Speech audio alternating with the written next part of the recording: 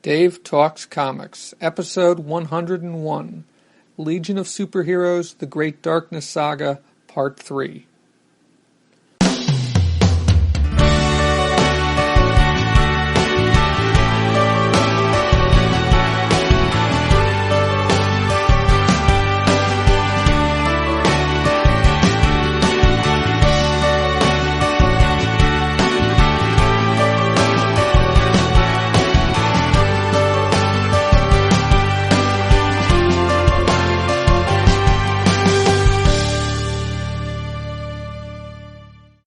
Welcome to Dave Talks Comics, a program about comic books and cartoons.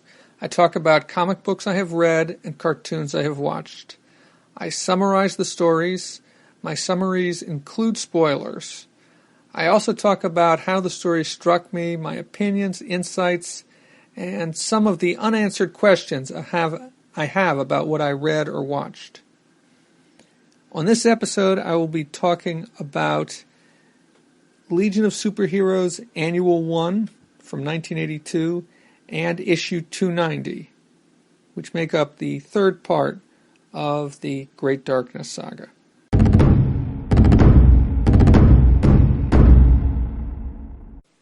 Legion of Superheroes Annual Number 1. This is the 1982 annual for this series. I had not read this issue before. I'd read a lot of the issues that came before this and after this in this collection, but this one I had not read before. The cover is interesting as I look at it now. You see, well, I suppose who is supposed to be Danielle Foucault, and I'll get into who that is in a minute, who is a girl, but it looks more like a boy to me, even though she's a young girl and she isn't developed like a woman. It definitely looks more like a boy to me, or a young man. But she's surrounded by 5 Legionnaires, and all of them are in this book, and at least 2 of them it makes sense to include them, but I wonder why they chose to include all the others. Anyway, getting into the story. The story is called Monster in a Little Girl's Mind. And as with a number of the other issues in this series, it's written by Paul Levitz. Keith Giffen is credited as the penciler and co-plotter, and Bruce Patterson is credited as the ink artist. This story is 41 pages long, so it's longer than a regular issue, which is normal for an annual. There's 39 pages of story in this, and then there's 2 pages, which is a diagram or a blueprint of the Legion of Superheroes headquarters. Now, unfortunately, as I've mentioned before in this series on the Great Darkness Saga, because I got this on the Kindle does not allow you to zoom in but so much. And so it's kind of ruined on that, because as with a lot of blueprints, there's a lot of fine details. Maybe one of these days I'll have to buy the actual issue. Now, on my first read, this was the first time I'd read this. And on my first reading of it, I was not that impressed by it. And it wasn't until I went back and analyzed it and reread it and made notes that I started to see that I'm much more impressed with it. And I started to see what exactly it is that Keith Giffen's doing with this issue. And I'll get into that as I discuss this. The basic plot of the story is that Computo, who's a villain that the Legion has faced before, takes over Legion headquarters, traps many of the Legionnaires inside the headquarters, and almost kills them. It's basically a fight between the Legion and Computo. Some of them are just basically fighting for their lives. Some of them are actually trying to stop Computo. How it all begins is that Jacques Foucault, who I believe this is his first appearance, has brought his younger sister Danielle, to the Legion because she has a rare disease. And while trying to cure Danielle, Brainiac 5 inadvertently releases Computo, who takes over Danielle's body and Legion headquarters. Now, I'm a little unclear as to how Computo does this. I mean, because the way I think about things, normally, computers are technology, and people are creatures of biology, and the two don't really mix, but of course this is comic books, but, whatever, I guess. So the book opens with the arrival of a member of the science police, and that is Officer Siobhan Aaron. She arrives at Legion headquarters. She's the new liaison officer to the Legion, so she is kind of like their connection with the science police. And she meets with Element Lad, and he gives her the tour. He is, at this point, the temporary chairman of the, I'm not sure if that's the exact correct title, but he's the leader, temporary leader of the Legion since Lightning Lad stepped down a couple issues ago over that whole fiasco with the mission, what do you call it? The Legion, not the Suicide Squad, the Espionage Squad of the Legion had gone on that mission to Kundia, which was led by Chameleon Boy, and he got so angry over that he quit. So Element Lad is now the leader for the present. So in the first 5 pages, Siobhan meets Element Lad. He gives her the tour, but that ends abruptly when Computo takes over Danielle Focard and Legion HQ, Legion headquarters. And the rest of the issue is made up of these little scenes, all these great little scenes in which the Legionnaires are fighting back against the machines that Computo controls. Throughout the issue, Siobhan Aaron sends these updates to the science police at their headquarters, and on every page you will see, usually at the top, sometimes at the bottom, a little blurb from her in which she is alerting the science police as to what's going on. So, for instance, on page 6, which is the first page that we see one of these, and also the first page where we get these little vignettes of what's going on around Legion headquarters since Computo has taken over. The first page, her message to the science police is Chief Zendak from Liaison Officer Aaron, urgent. Legion headquarters computer malfunction dangerous. Life of child, Legionnaires, possible others. Tentative orange alert for local district requested. And it just continues like this. And it's kind of interesting because I wonder how she's getting these messages out. But because they do get out. You do see them, the science police actually receiving these messages. So what I'm going to do is I'm going to go through. I usually prefer not to go through page by page, but I just love the way this is done. When I went back to make my notes, I didn't notice this when I was reading the issue, but when I went back to make my notes, I noticed how each page is a separate scene, with a few exceptions. There's a couple cases, but really that's just at the beginning and at the end, where a scene will last more than a single page. And there's another thing that's going on too, and I'll get into that as well. So page 6 is the focus is on Cosmic Boy. Then page 7, the focus is on Saturn Girl and Lightning Lad. And all of these people are in different parts of Legion headquarters. Page 8, we see Starboy and Sunboy playing Dungeons and Dragons on the computer. Now, at this point, Computo has taken over, and in the case of this page, when they're playing Dungeons and Dragons, this isn't just paper and dice and pencils or pens. This is a computer Dungeons and Dragons, and then the computer machines or the images of these characters that they're wielding, that they're controlling, actually come out and attack them. So that's page 8. Page 9, it's back to the medical center where Brainiac 5 had been operating on Danielle, but Danielle has been possessed by Computo, and this is where it's finally revealed exactly what's happening, that Computo lives. Page 10 takes place at Science Police headquarters, and they get the message from Officer Aaron, and you'll also get some background here on Computo's deadly past. And I'll get into that. I will explain a little bit about Computo's past, which isn't too extensive, but I think it's good to know what came before. Page 11 is focused on Bouncing Boy and Duo Damsel, who are not at Legion headquarters, but at their home, which is also on Earth. Page 12 is back to Element Lad and Siobhan Aaron, and now they've also, Shadow Lass has shown up, and they're trapped in a particular section of the headquarters that's near the medical center, and they see a message flash on the screen that all life support functions malfunctioning. And so obviously they've got to do something and do something fast. Page 13,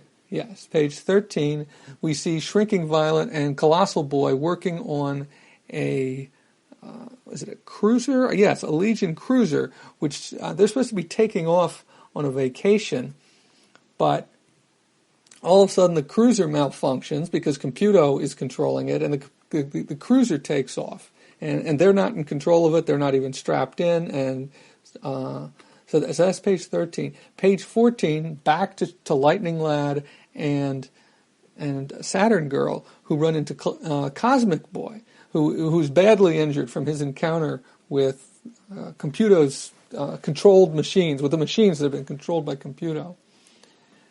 Page 15 is back to the medical center. We see more of Brainiac 5 and Jacques Faucard and Computo. Page 16, takes place in the gym where we see Block and Timberwolf. And Block has attempted to dive into the pool, and this pool is kind of neat. It is it's not a pool that's like sunken in the ground, but instead it's like a cube of water that's floating in the air. And Block was going to dive into the water, but the diving board broke under his weight. And then before, as Timberwolf is giving Block a hard time about it, all of a sudden some of the machines in the gym attack them. Page 17 is back to Science Police Central, where we see President Marty Allen, who also is Colossal Boy's mother.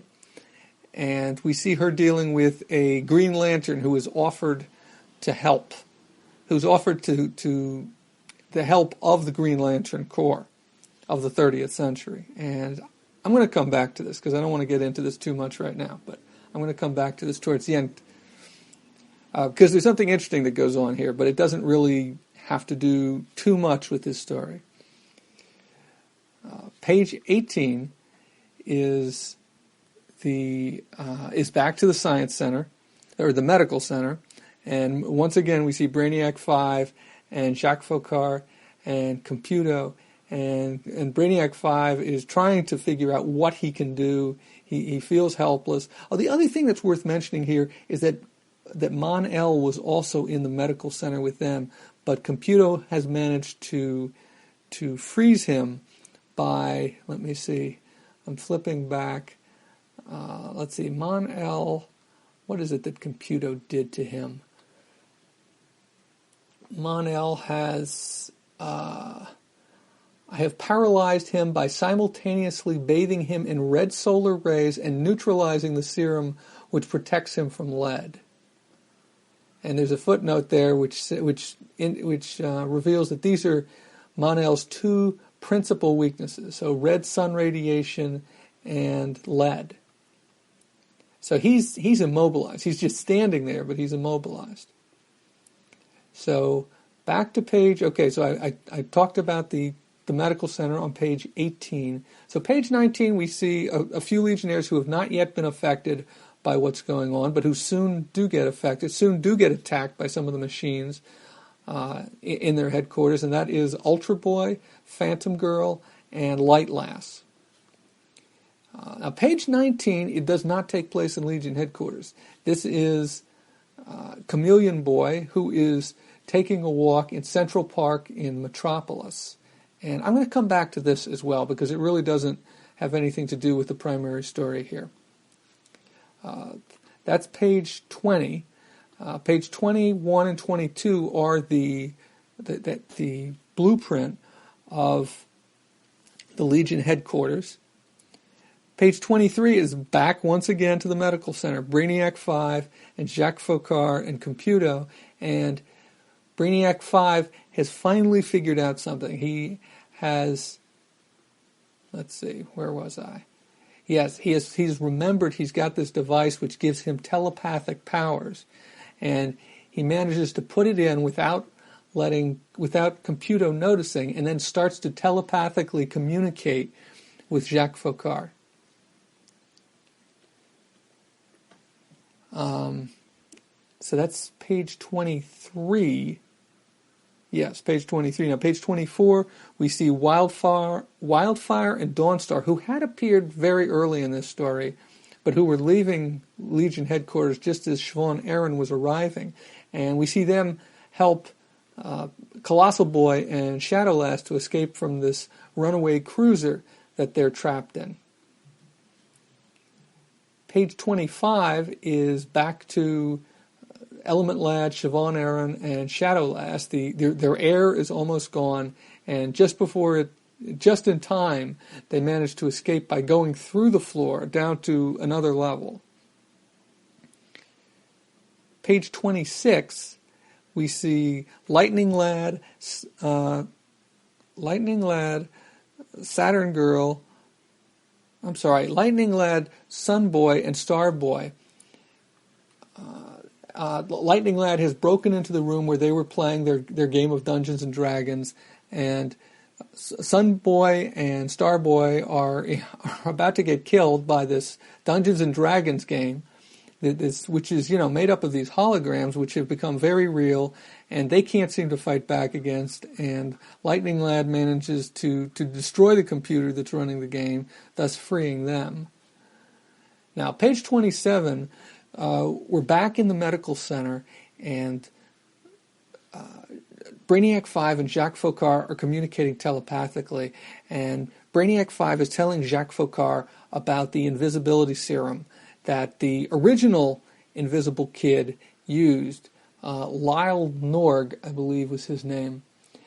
Yes, Lyle Norg. And he's telling him that there is a vial of this serum in the medical center. And if he can get to it without letting Computo know and take the serum, then this might be their only chance to defeat Computo. And so most of this page is taken up with this image of Jacques Faucard's face, with these images that Brainiac 5 is sending to him telepathically of where the serum is, of who Invisible Kid is, and of what he needs to do. And luckily, of course, Computo cannot read their thoughts. Page 28 is back in the gym with Timberwolf and Block as they manage to destroy some of the machines that are trying to kill them. Now, page 29 is back to Lightning Lad, Saturn Girl, Cosmic Boy, Sun Boy, and Star Boy. Page 30 is back in the medical center, and actually over the last 3 pages, and this is something that I want to get into a little more later, but there's these panels, like the lower right panel on every page is quite often different from the rest of the page, and sometimes it is an image that leads into the next page. Sometimes it's an image of something that's going on somewhere else. Well, on pages 28, 29, and 30, which immediately followed that last page where Brainiac 5 had been communicating telepathically with Jacques Faucard, we see Jacques Faucard thinking about what he has to do and what needs to be done in order to defeat Computo. Because he's not a hero. He's not a member of the Legion. He's just an ordinary civilian. But he's the only one who can do anything because Computo doesn't think that he's anybody. Whereas if Brainiac 5 tries to do something, Computo's going to be all over him. And so he's thinking about this, and then finally on page 30, he's finally deciding, this is what I have to do. And so he starts to make his move. And so on page 30, he finally gets to the panel where the invisibility formula is, or serum is, and he manages to open it without alerting any computer to it, and takes the serum and turns invisible. Page 30, that's on pages 30 and 31, and then on page 32, you see is focused on Light Lass, who is badly injured. Page 33, you're down in the vault. This is where Element Lad and Siobhan Aaron and Shadow Lass have disappeared to, as they've gone through several levels down to get to escape from the they escaped from the area where there was no air, and so they're still trying to figure out how to break out of Legion headquarters and get help from elsewhere. And then on pages 34 to 37, we finally get kind of a resolution of what's going on. And that is, we see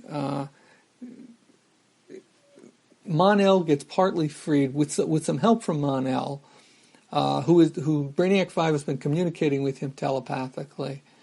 And Jacques Faucard manages to get this, a sedative, and sedate his sister, which in turn also sedates Computo, who has taken over his sister, and so that's basically the end of the fight. And then on page 38, we get a few panels of reactions from all over, both Legion headquarters and elsewhere, like Science Police headquarters. And then on page 39 and 40, we have a meeting of the Legion, who we see basically two things happening. Basically, Brainiac 5 is talking to the group, and he's saying, look, this is my fault, I should resign, and at the same time he says you should also make Jacques Faucard a member of the Legion. He behaved, or his action was admirable in this, and he deserves to be made a member of the Legion. And they refuse his offer to resign, but they accept the nomination, and they agree to make him a member of the Legion. Then on the final page, we see Brainiac 5 going to talk to Jacques, and Jacques accepting membership in the Legion. Now, as I said, there was this neat thing that they were doing throughout this, and this is part of why I really liked this story. And it wasn't so much for the story as for the way they told it, I think, in a number of ways. There's a lot going on here, and there's a lot of little things that if you just read through it as one story, you're probably going to miss. I like the way that they framed a lot of these pages with the reports from Siobhan Aaron. I also like the way that they used this lower right panel, and it wasn't always 9-panel grid. In fact, I didn't make a count. There was a few pages where there was a 9-panel grid, but it was really neat how they would always have this lower right corner panel that was always devoted to something else other than what was going on the page. Well, for the most part, it was other than something that was going on the rest of the page. And specific examples of this is on page 12. We actually see Superboy, who has appeared in this story up to this point, not in this particular issue, but he had appeared in an issue or two previously of Legion of Superheroes in this Great Darkness Saga collection. But we see him, and it says 1969 AD, and he's thinking something's going on. I don't know what it is, but I just got this bad feeling. And it's funny because when I first read this and I saw 1969, I was like, wait a minute, what's going on here? That's not 1969. This comic book came out in 1982, so why would Superboy be in 1969? But then I was right. Yeah, Superman would be in the present, so Superboy in the past. Yeah, so this would be, 13 years in the past at the time that the comic book came out, which I'm not sure exactly how old Superman's supposed to be at this point and how old Superboy's supposed to be, but obviously, it probably means that Superboy's in his teens, it seems about right. 16, 17, 18, something like that. That's page 12. Page 14, we see in that lower right box, we see the Legion of Substitute Heroes showing up. outside Legion headquarters. And I think it's a real credit to the work of Keith Giffen and Bruce Patterson that they do such a great job illustrating this, that they can fit so much into those little boxes and make it work. I mean, it's clear who these characters are, and it's clear what's going on. It doesn't feel crammed in there, and it doesn't feel hyper detailed, but it works, and I think it's great. I mentioned before that Jacques Faucard on pages 28, 29, and 30 was in those little boxes at the bottom right corner, finally coming to the resolution that he has to do this. He has to take Brainiac 5's advice and go for this panel where the invisibility serum can be found, and take the serum and then do what he can to help defeat Computo. And then the other one that I think is really worth mentioning is on pages. This is really the only direct tie to the Great Darkness saga in this annual, and that is on pages 18, 19, 20, 24, and 26. We see either the big bad guy in this story, or we see one of the servants of the big bad guy. And once again, for whatever reason, I'm choosing not to name the big bad guy, even though I know who he is. And anybody who's looked at the cover of this collection knows who he is. So that's basically it for the Legion of Superheroes annual number 1, the 1982 annual. It's probably not my favorite issue based on story alone, but I really like the way they put this together, and I think a lot of the credit probably has to go to Keith Giffen, given that he is credited as co-plotter. I'm not sure how much, if it was entirely his work plotting the story, the whole idea of the little text, or the little corner box where you have something else going on, or if that was Paul Levitz's idea, and then I'm sure that the messages from Siobhan Aaron must have been Paul Levitz's idea. Now, there was two things that I wanted to talk about that came up in the course of this annual that really didn't have anything to do with the story at hand. The first one was on page 17. The setting is Science Police Central, and we see President Marty Allen, Colossal Boy's mother. And what happens on this page is that she gets the Green Lantern Corps of the 30th century contacts her and offers to send the Green Lantern of Sector 2814, which is the sector that includes Earth, which is where the Legion headquarters is, to help out. And she turns down that help. She says, no, don't send them. And then after she gets off that call, she makes this interesting statement, no Green Lanterns on Earth ever again. The indication being that there's some history there, that something happened. Now, I tried to do a little bit of research on this, and I don't think that had basically been explained at the time that this annual had come out, but it's going to be explained in one of the issues that follows. So I believe in Legion of Superheroes number 295, there is going to be some explanation of why President Allen did not want the help from the Legion of from the Green Lantern Corps in dealing with this situation, or really help from them at all. So I'm gonna set that aside. I have not read issue 295 yet, so when I talk about issue 295, I will come back to this. The only other thing was that on page 20, we saw Chameleon Boy going for a walk in Central Park in Metropolis. And one of the things we see on that page is a headline that says, from the Daily Planet, which says, Kuns threaten war, unidentified Durlin cause. And at this point, Chameleon Boy is blissfully unaware, well, I don't know if blissful is the right word, but he's completely unaware of what's going on at Legion headquarters. But this headline is something that's going to be followed up on. Specifically, well, we're going to see some follow-up in the next issue, and I think it's going to drag on for a little while. I don't remember exactly when this is cleared up, but this all comes out of this mission that he led the the espionage squad on to Kundia, when he took Timberwolf and Shrinking Violet with him to infiltrate Kundia, which ended up being a huge disaster, and of course also resulted in Lightning Lad stepping down as leader of the Legion. Some additional notes about some of the characters that appear in this story. Computo.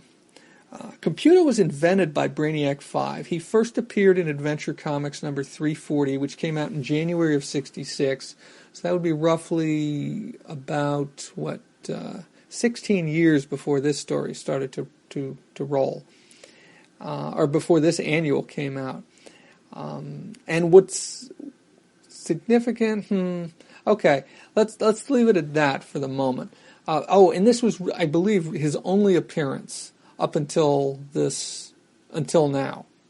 So it had been quite a while since Computo had been seen. And the next character I want to talk about is Duo Damsel. Her real name is Luornu Durgo. She was formerly known as Triplicate Girl. She first appeared in Action Comics number 276, which was dated May of 1961. So she's been in the Legion for over 20 years at this point. Well, publishing history over 20 years. And now, she used to be known as Triplicate Girl, and the reason why she's now known as Duo Damsel is that in that story, that previous story that involved Computo from 1966, one of her bodies was killed.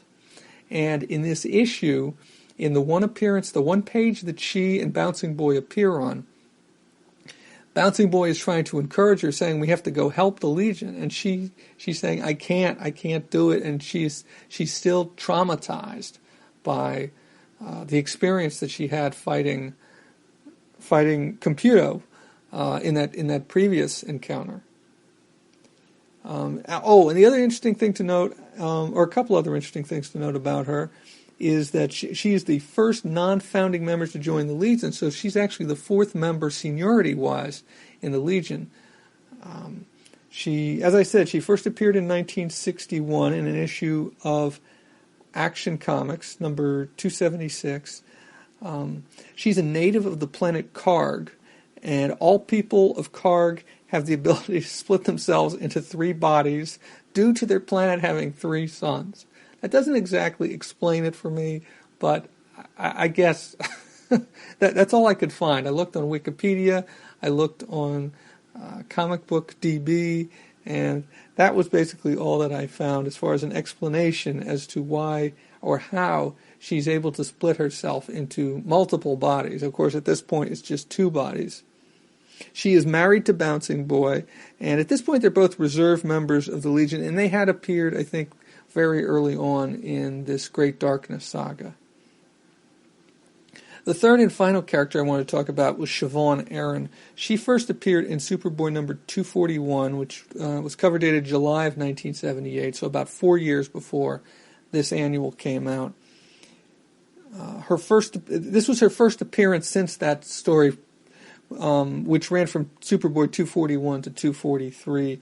She would be a regular recurring character in the Legion of Superheroes throughout the 1980s, after which it's a little unclear what happens. I'm not sure if she got killed or they just kind of stopped using her in the Legion, because, of course, the Legion has been rebooted and restarted and reimagined a number of times over the years. And she was eventually romantically tied to Element Lad.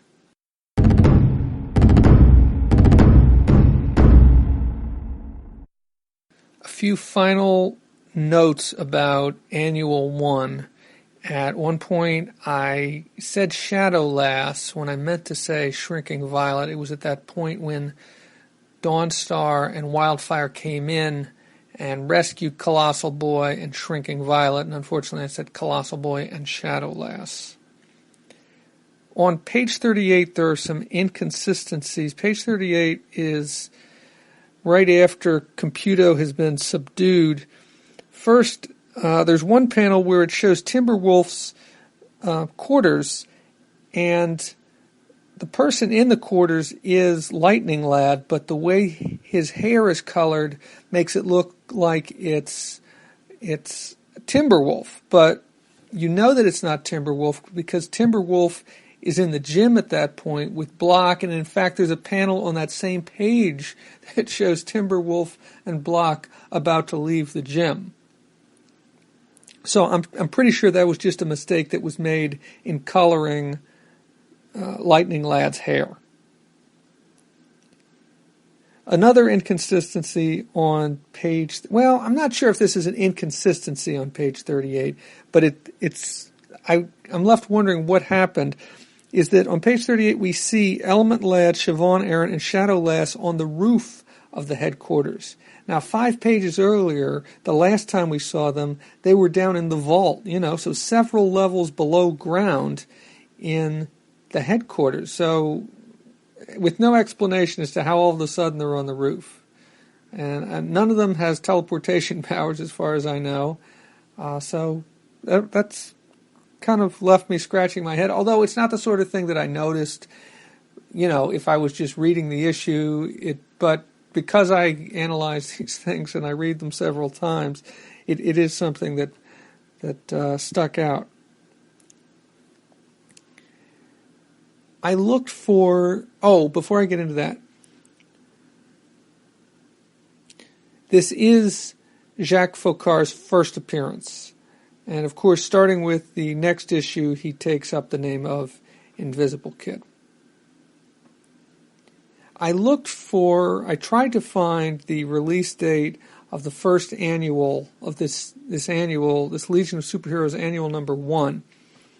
I went through all of my DC comics that came out in 1982.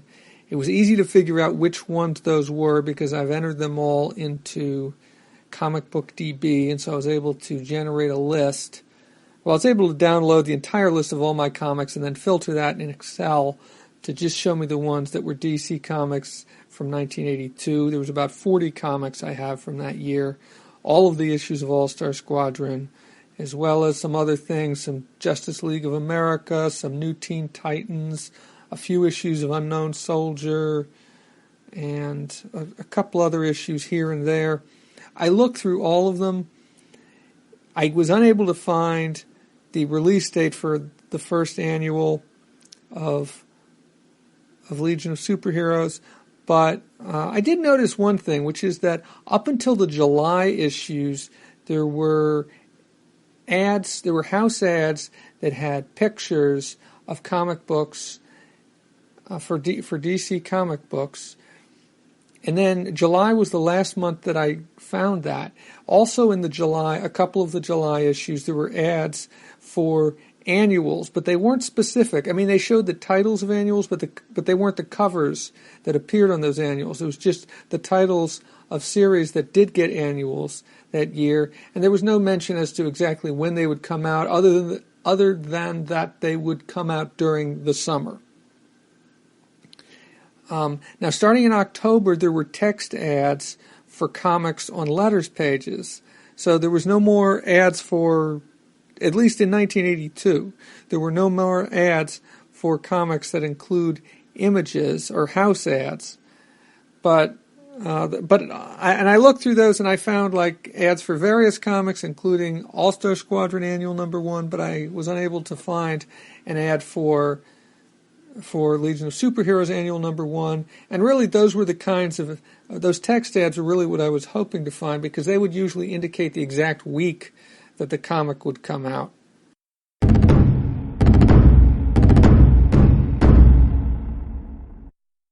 Issue 290 of Legion of Superheroes is cover dated August of 1982. The story is called And the Servant Shall Be a Sign, and it is also credited as the first chapter of the Great Darkness Saga. So Paul Levitz is the writer. Keith Giffen and Larry Malstead are credited as the artists. And below the credits it says, "Welcome to the most chilling Legion epic in years." And I guess in a way that could be saying a lot, considering that there have been members of the Legion who have been killed over the years. So it's so there have been repercussions, I guess, over the years. The the big thing that happens in this issue, or the main focus of this issue, is that the big bad guy, and that's how I'm going to continue to refer to him, sends his servants to steal items of power, and the Legion attempts to thwart these attempts. So in the first attempt, we see Cosmic Boy, Superboy, Wildfire, Phantom Girl, and Invisible Kid arrive in Mega, California, specifically at the Museum of the Mystic Arts, which was once known as the Magic Castle. There they meet. The castle has already been kind of devastated, or the museum has been devastated. There's lots of stuff broken up, but they meet Antonio Stefanacci, who is the curator, and who looks a little bit like Dr. Strange. And he has with him the Wand of Metachem, which he says gives the user of it power over elements in their natural state. And he says it's the most powerful item they have, and it's probably what whoever was looking for, whoever came through and busted up the museum was looking for. But apparently they had taken it out for some reason. They were doing some analysis of it or something along those lines. And but then one of the servants of darkness shows up. Now, he has a cape. He has a triangle on his chest. He's very dark, but then he has this triangle which is either pink or purple on his chest.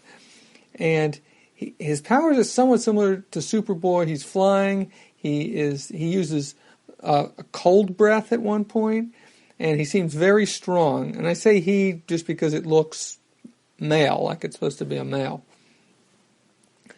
And at one point, Phantom Girl tries phasing through him, and she ends up passing out after she gets through to the other side. And this, despite what their attempts to fight Wildfire, especially in Superboy, to fight this Servant of Darkness, the servant manages to get the Wand of Metachem and escape with it. And he escapes through like this space warp. This warp opens up, he steps through it, the warp closes, the servant's gone. So the second attempt, the same team, once again, Cosmic Boy, Superboy, Wildfire, Phantom Girl, and Invisible Kid arrive in London, which is described in some of the editor's notes, which are attributed to the Grichnik's Earth on 5 megacycles a day.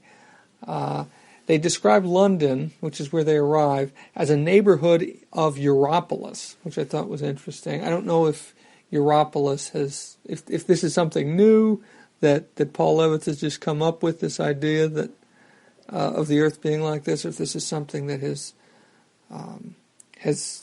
been used before in the Legion of Superheroes in the 30th century. So they're there. They arrive specifically at the Tower of London, and they're there to prevent Excalibur from being stolen. And once again, another Servant of Darkness shows up. This one has a big egg head. He didn't resemble anybody else, like the previous one kind of resembled Superboy. So he didn't resemble anybody else. He doesn't use, he does use some powers, because at one point Invisible Kid gets his hands on the sword, but then he uses something to startle Invisible Kid. Let's see. Let me try flipping through the issue, see if I can find that page where, there it is. So he uses light, the power of light. I'm not sure who that would be then. Because my theory is that these Servants of Darkness are kind of shadows of, they're modeled after other superpowered creatures, but this one does not look like anybody else that I can think of, and his powers don't resemble anybody else's powers that I can think of. I mean, the big head, if anything, makes me think of, I guess, Hector Hammond, who was a villain who fought, I think, Green Lantern, but I'm not sure. And I really don't know that much about Hector Hammond, except for his name and the fact that he fought Green Lantern, and possibly the Justice League at some point. But anyway, this Servant of Darkness, once again, the Servant of Darkness gets the item he came for, which in this case is Excalibur, and escapes. I was a little disappointed that Excalibur was not in a stone as it was in the Arthurian legends, or even in, I believe it was in a stone, in Camelot 3000 when Arthur retrieves it. So the third attempt does not take place on Earth. It takes place on Talak 8, which is the planet that Shadowlass is from, and she joins the same 5 team members who were trying to break up the previous 2 thefts on Talak 8, and they go to the Institute of Parapsychological Phenomena. And apparently Brainiac 5 thinks that the next item that the Servants of Darkness are going to go for is the Orb of Orthanix. Now, I tried looking up the Orb of Orthanix. I couldn't find anything on it other than references to the Great Darkness Saga. So I think this must be its first appearance in DC Comics. Because I couldn't really find any other references, I'm thinking it's its only appearance in DC Comics. So once again, a Servant of Darkness shows up. This one looks female from the body type and has powers similar to those of Shadowlass. She at one point they're standing around the orb, and all of a sudden the room turns dark, and it's not Shadowlass that's doing it. It's this Servant of Darkness that has shown up, and they try fighting her, the Servant of Darkness. But and they've almost, it seems like they've got her on the ropes, like they've between Wildfire and Superboy, they're blasting her, and Phantom Girl has gotten her hands on the orb, but then another Servant of Darkness shows up, knocks out Phantom Girl, takes the orb, and escapes with the orb. The first servant that was there, the one who had the powers like Shadowlass, tries to follow the second servant through this warp, but they prevent her from getting through there. Specifically, Invisible Kid blocks her way, and they take her back to Legion headquarters. Now, there's a number of things that go on in between these scenes and after these scenes at Legion headquarters.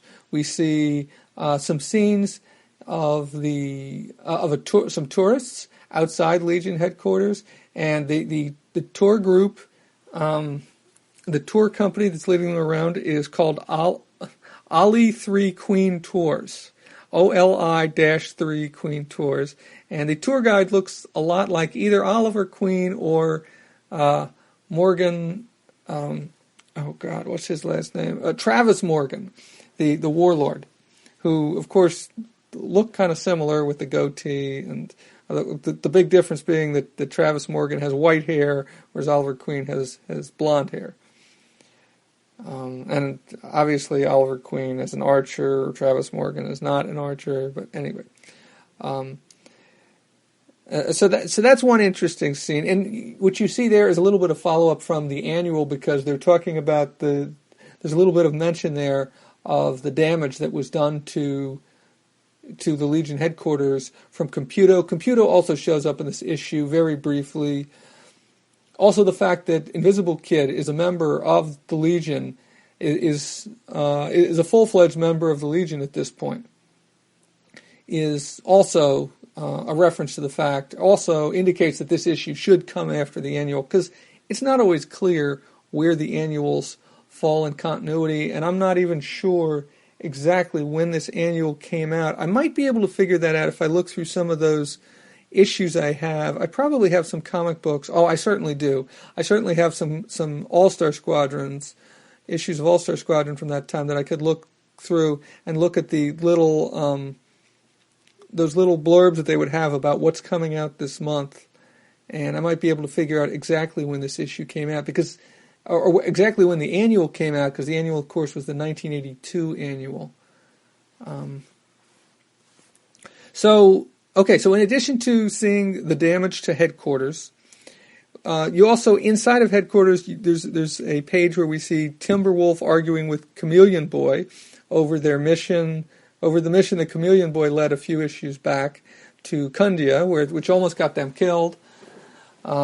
Then after that, we see Timberwolf runs into Saturn Girl, and they also talk about what happened on the asteroid when they were kind of getting kind of close, holding one another, possibly to help them stay warm. But then, of course, Light Lash showed up, Timberwolf's girlfriend, and of course, Saturn Girl is married to Lightning Lad, her brother, and so that was kind of awkward. And so they're still kind of... They kind of talk about it, but it's a very awkward conversation.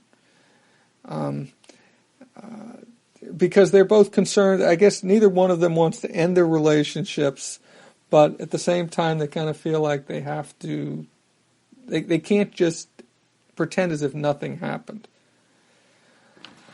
And then we get a scene with Timberwolf and Element Lad. And Timberwolf tries to be nice to Element Lad and tries to say something nice to him about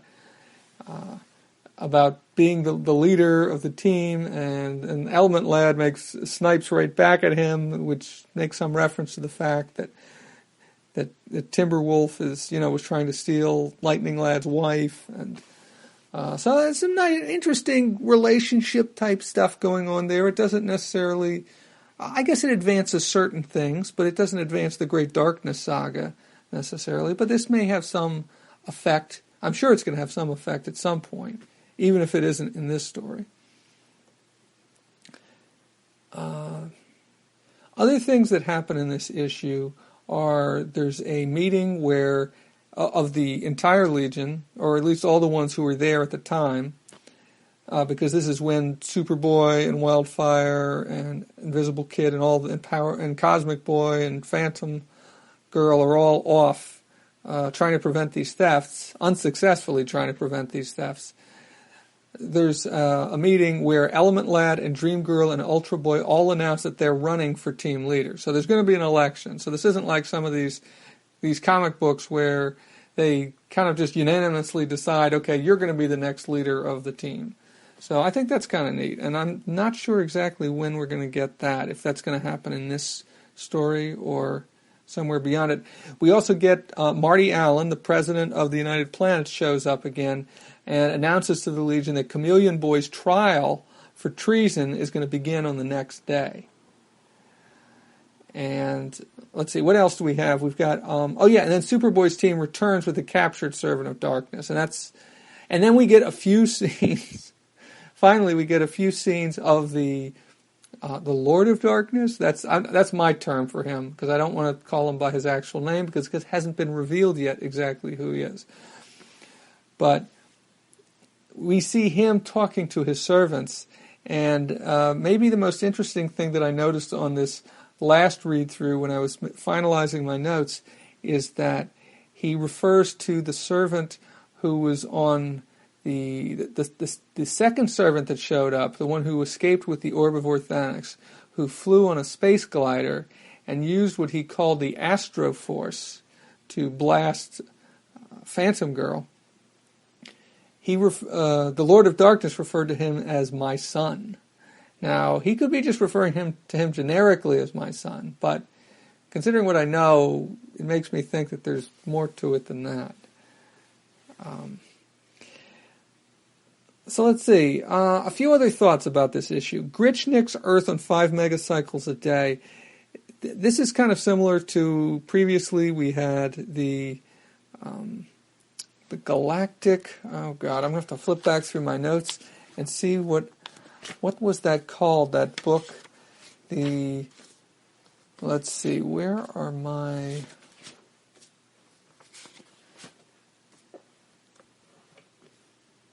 Encyclopedia Galactica.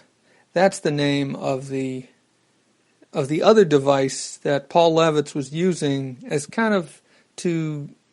as a source to notate where some of these things came from. And in that same way, he uses Grichnik's Earth on 5 megacycles a day, which obviously to me, sounds like a travel guide. Kind of like Lonely Planet, I think, is one of those, and there's plenty of others. But I tried searching, but similar to the Orb of Orthanix, I couldn't find any reference to Grichnik's Earth. And I'm not sure. Grichnik may be some inside joke that I'm just not getting. Now, as far as the artwork goes, I thought the artwork is once again outstanding. Once again, Keith Giffen and his, in this case, Larry Maldstedt, do an awesome job with the artwork. I really like the look of the Servants of Darkness. I also like the look of the aliens that we see both in London and the tourists who are outside Legion HQ. There's an alien doctor on page 13 who I think looks great. I love the look of him and the facial expressions they give him. There's also some pretty cool scenes from above, some interesting perspectives. On the first page in the issue, where we see the 5 team members floating down over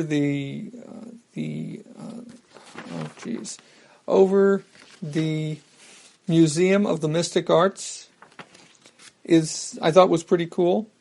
And then the page that I really love is page 8, where we see them flying over London as they're approaching London. And it's just something about the way they're each kind of have a different flight pattern. So one's kind of zigging a little way, one's kind of angled a little differently. And it just, that combined with the aerial view of the city, I thought just was really neat. It doesn't take up the entire page, but it takes up probably 2/3 of the page. And once again, the panel layouts are great, and the combination of both near and far shots, sometimes a big focus on somebody's face, and then sometimes a wide shot, like that wide shot of the Legionnaires flying over London.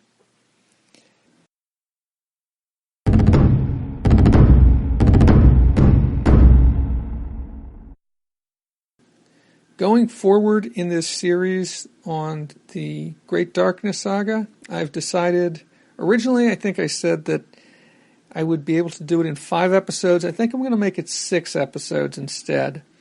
So the next 3 parts are each going to cover 2 issues of Legion of Superheroes. So the next one will cover issues 291 and 292, and 293 and 294, and finally 295 and 296.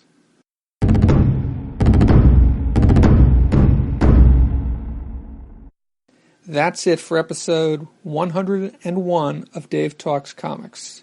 Dave Talks Comics can be found on the web at davetalkscomics.com and facebook.com/DaveTalksComics.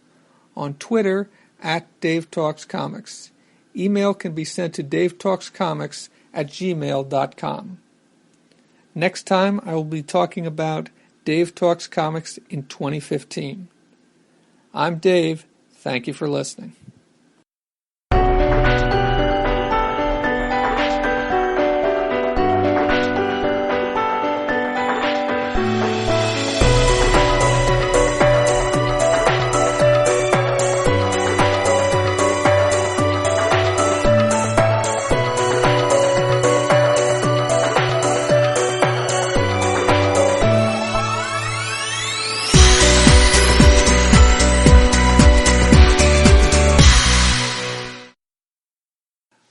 Now, I think I touched on this a little bit, but this question of who are the servants of darkness, I'm pretty sure that these are